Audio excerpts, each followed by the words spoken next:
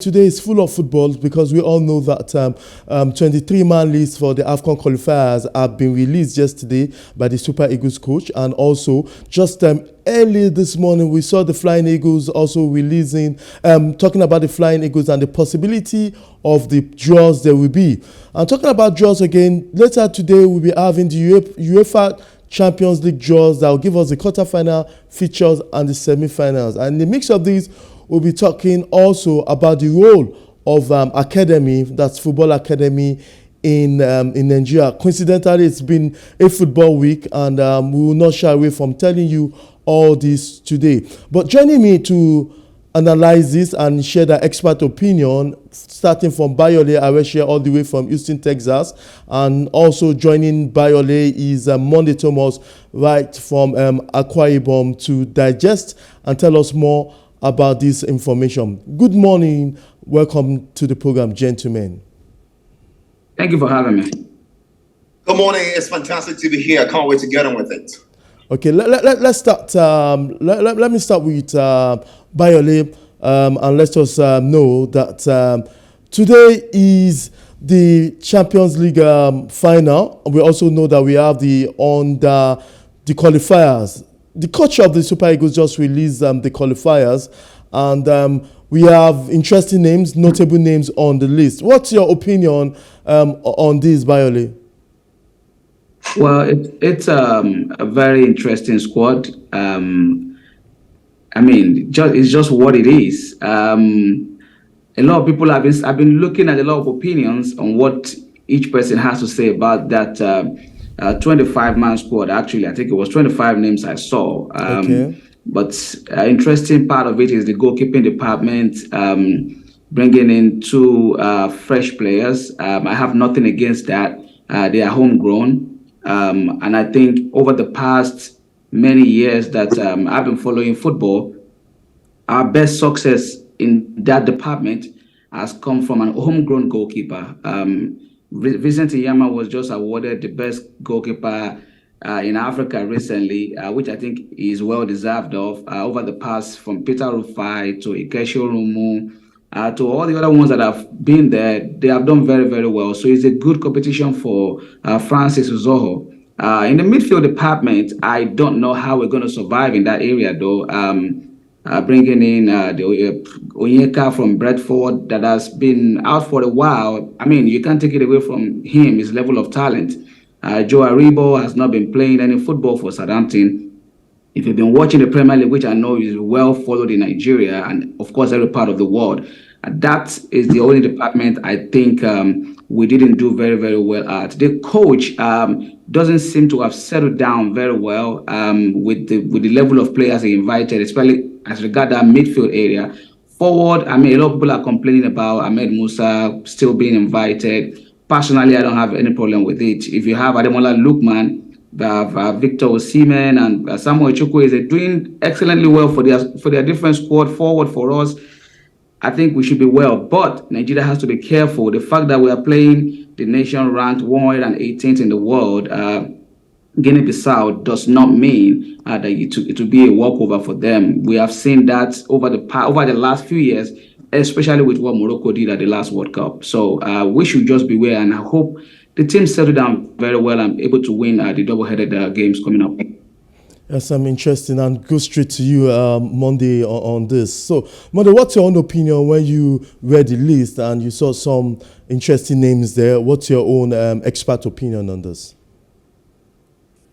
Fantastic one, I must say. And I think we are going to judge the list when we see them in action. But from my point of view, from my analysis, from taking a look at these players, the likes of Victor Osimhen, who is banging in goals in the Italian Serie A, and as well as Ademola Lookman, who has scored 10 plus goals in the Italian Serie A, one of the biggest leagues in European football. And I'll agree with Man Houston right now. Our midfield is in serious shambles, and I think that's where the major concerns come from. A lot of people are hammering on the fact that Ahmed Musa has been invited. I don't have a problem with Ahmed Musa. In case people don't know, this is an experienced player. And a lot of people are saying this is us trying to compensate what he has done for the country. Off and on the pitch, Ahmed Musa is a fantastic player. The only Nigerian to score to score a brace in 2 different World Cups, the highest scoring Nigerian player, the most capped Nigerian player. I mean, he deserves a call up any time, any day. I'm pretty sure Joseph Pizarro won't play him, but because of his experience, because of his coaching abilities off and on the pitch, it could help the boys, of course, groom their confidence for the big one. But when we take a look at the squad, there's a saying in football that the games are won in the midfield. But when you take a look at the Nigerian midfield, it's major problems right there. Like our man from Houston said, the likes of Frank Onyeka, he doesn't get to start game for Brentford. I mean, the Super Eagles should be a team where players who start football, who start games for their respective clubs get to start for the Super Eagles. But the likes of Frank Onyeka doesn't start for Brentford. Wilfred Ndidi has been off and on the pitch. No thanks to injury. We know obvious reasons. He's a prolific player. When he's fit, he's a starter for Leicester City. But we've seen him. He's been off and on because of injury problems. And the likes of Joe Aribo, who plays for Southampton. I mean, in his days at Rangers, he was a great player. But right now in the English Premier League, he has been demoted to under 23. I mean, not the talk of the town when it comes to what he brings to the middle of the park. And it's a big problem. The squad is good, but I have concerns about the midfield. I'm talking about the 2 included players from the under-20, the likes of Daniel Bamaye, who just was a part of the team that won the 3rd place in Egypt some days ago. Fantastic one. I love to see players promoted from the under-20 to the Super Eagles. It should be like that from the under-17 to the under-20. We should get to see continuity, and that's what we are starting to see. So for me, in general, it's a good squad, but I think it's going to try and test it at the double-header friendly and as well as at the African Cup of Nations that we are progressing to. Yeah, thank you, gentlemen. It seems both of you share the same opinion on that. But execution has always been a problem with the talent in this squad, that I must tell you, not also forgetting that these under 20 players that have been brought is an edge. How do you want that game to be executed? Let me go to still with you,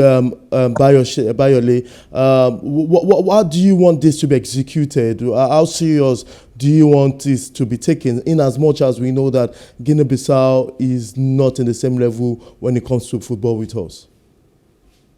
Well, in the same level in football with us, I hear people say that all the time, but we can say that all we want, but football has changed. It's evolving very fast. A lot of things are changing.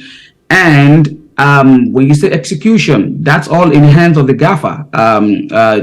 Pizarro, we'll see what he's going to do with the squad. As my other colleague said earlier, regarding midfield, most of the football team, or every successful football team, has always have built their games around their midfield. I mean, if you could take the kind of risk you took when it comes to inviting the goalkeepers, bringing 2 new goalkeepers, that's a big risk. That's a big call right there. I would have wished he made such a call with the midfield as well. The under 20, maybe you don't know, I'm one of the few that don't agree with a lot of when it comes to our youth side, the amount of players that we bring when it comes to age grade competition. We've had more success at the under 17 level. That's a different discussion on its own, but I feel we've had that success, or those success, because we've always cheated as a nation. Most of those players are not that age. I always say you have to go back to see how the level of the success these players have achieved. Apart from Victor Osimhen and Samuel Chukwueze of the recent years, we have not had any player that played for us at the under 17 or under 20 make so much of their career as those two have done, apart from Mwako Kano of later years. So I would have wished he invited some new boys that performed at the last under 20, since some of them are not under 20 anyway, and bring them to the Super Eagles and give them a chance. How do we do with Joe Aribo? Like Monday said, Joe Aribo has not been playing. Ndidi has been injured in and out of the squad. He can play 5 minutes and something happens. What do you do? Alex Iwobi is not known to be a central midfielder. At Everton, he has done very, very well, but he is more of a player that likes to go forward. So who do you have in the midfield? Onyeka, as we have said, has not been playing. So there is a big risk in that middle. And Guinea-Bissau might end up spanking us if we do not take this really, really serious. But I really hope the coach knows what he is doing. That's what he started with, and we'll only hope for success. I'm a Nigerian, and I love to see the team achieve a lot of success. But we'll have to wait and see during the 2 games coming up shortly. Okay, interesting moment. It's good both of you share the same ideas when it comes to analyzing this.